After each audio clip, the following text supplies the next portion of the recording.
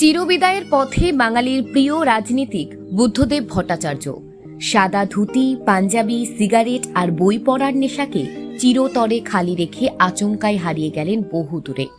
বাঙালির প্রিয় জেন্টলম্যান, যাকে দেখে একটা সময় বাঙালি যুবকরা উদ্দীপনা পেয়ে রাজনীতির ময়দানে ঝাঁপিয়ে পড়েছিল, সেই প্রাক্তন মুখ্যমন্ত্রী শেষবারের মতো তিলোত্তমার বুকে দাপিয়ে বেড়াতেন। প্যাম এভিনিউর বুকে তার পায়ের ছাপ আর পড়বে না। সেই বাঙালির প্রিয় বুদ্ধ এবার অন্তিম যাত্রায়।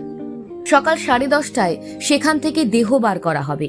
তারপরে শেষ যাত্রা শুরু হবে রাজ্যের বিধানসভার উদ্দেশ্যে। সকাল 11টা থেকে 11:30 পর্যন্ত বিধানসভায় মরদেহ থাকবে। সেখান থেকে বেলা 12টা নাগাদ দেহ নিয়ে যাওয়া হবে সিপিএম এর রাজ্য দফতর আলিমুদ্দিন স্ট্রিটে। সেখানে মরদেহ শায়িত থাকবে বিকেল 3টে পর্যন্ত। সেখান থেকে প্রয়াত বুদ্ধদেবের দেহ নিয়ে যাওয়া হবে দীনেশ মজুমদার ভবনে।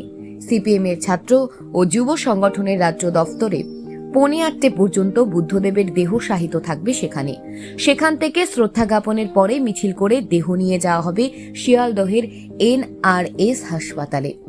সেখানেই বুদ্ধদেবের দেহ দান করা হবে ভবিষ্যতে চিকিৎসার গবেষণার কাজ।